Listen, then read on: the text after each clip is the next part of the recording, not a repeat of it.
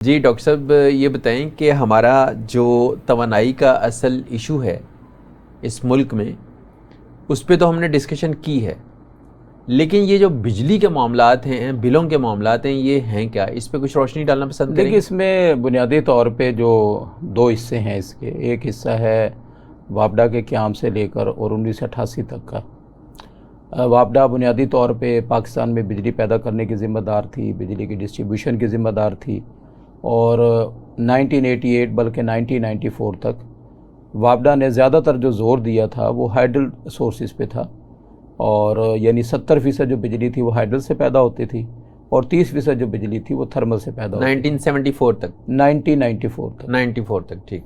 और बिजली बहुत सस्ती थी, और उसके नतीजे में ज़ाहिर है आपके मुल्क में सनतें भी लगी हैं, सारा कुछ हुआ है, खुशहाली भी आई है। बल्कि उस ज़माने मुझे याद है 94 तक पाकिस्तान के 1 रुपये में इंडिया के 2 से 3 रुपये आया करते थे। 94 के बाद जो है वो असल मसला शुरू हुआ है, और वो असल मसला क्या हुआ है कि बिजली की शॉर्टेज हुई है, और बेनज़ीर भुट्टो साहिबा का दौरे हुकूमत थी, और उसमें ये सोचा गया कि भाई इसका हल क्या किया जाए।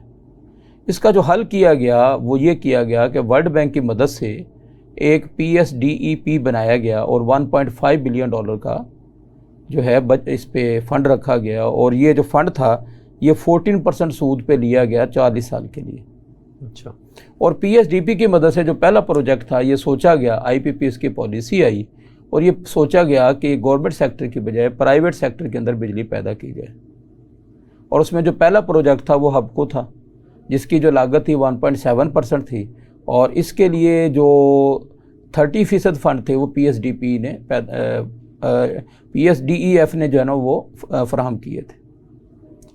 और मज़े की बात यह कि ये हबको इब्तदाई तौर पे गवर्नमेंट का अपना मंसूबा था, हबको भी और कैपको भी।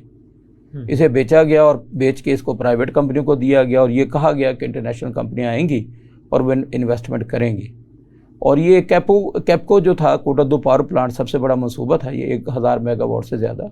इसमें वाकई फ़ॉरेन इन्वेस्टमेंट हुई भी, लेकिन इस मुआहदे के अंदर जो है जो गड़बड़ की गई वो क्या की गई कि कुछ शिकें ऐसी रखी गई कि जो इंतहाई ख़तरनाक थी। मिसाल के तौर पे जो शुरू में इसका जो टैरिफ रखा गया वो 6.9 सेंट रखा गया, और बाद में इसे 10 साल के बाद 5.9 जो है वो सेंट पर यूनिट के हिसाब से कर दिया गया। लेकिन इसकी जो ख़तरनाक बात थी वो ये थी कि इसमें एक शिक डाली गई, और वो शिक ये थी कि ये जितनी भी IPPs हैं ये डिविडेंड के ऊपर जो है, जो यानी मुनाफे पे तो इनका 7.5% टैक्स होगा, लेकिन इन पर किसी किस्म का कोई इनकम टैक्स नहीं होगा। दूसरी बात ये कि इनको फर्नेस ऑयल या जो भी ऑयल वो फराहम किसने करना है? हुकूमत पाकिस्तान ने। और तीसरी बात ये है कि ये बिजली पैदा करें या ना करें, आपने उसकी 60% कैपेसिटी का पेमेंट करनी है। ये जो IPPs लगे, इनमें जो पहली गड़बड़ हुई है वो ये है कि बुनियादी तौर पे सरकारी महकमों की और उनके माल की करप्शन की वजह से जिस पावर प्लांट की कैपेसिटी फॉर एग्जांपल 300 मेगावाट लिखी गई, वो दरअसल 300 नहीं थी, वो 150, 200 और 100 मेगावाट इस तरीके से थी। दूसरी बात यह है कि इसमें एक और ख़तरनाक शिक लिखी गई कि जी अगर फ्यूल ज़्यादा होगा तो वो आप ज़्यादा फ्यूल के पैसे देंगे, जो हर महीने हमारे बिल में फ्यूल एडजस्टमेंट के नाम पे आता है। उसका नुकसान ये हुआ है कि इन कंपनियों ने इस बात पर तवज्जो ही नहीं दी कि वो एफिशिएंट प्लांट लगाएं, इसलिए कि जितना भी फ्यूल इस्तेमाल करेंगे उन्हें पेमेंट की जाएगी। ठीक है, अब ये जो आपने इसमें काम किया उसका नतीजा ये हुआ कि, और इन मुआहदों के नतीजे में एक मज़े की बात यह है कि वापडा को बाकायदा जबरन वापडा के हाइडल प्लांट्स जो है वो बंद किए गए, थर्मल प्लांट्स बंद किए गए।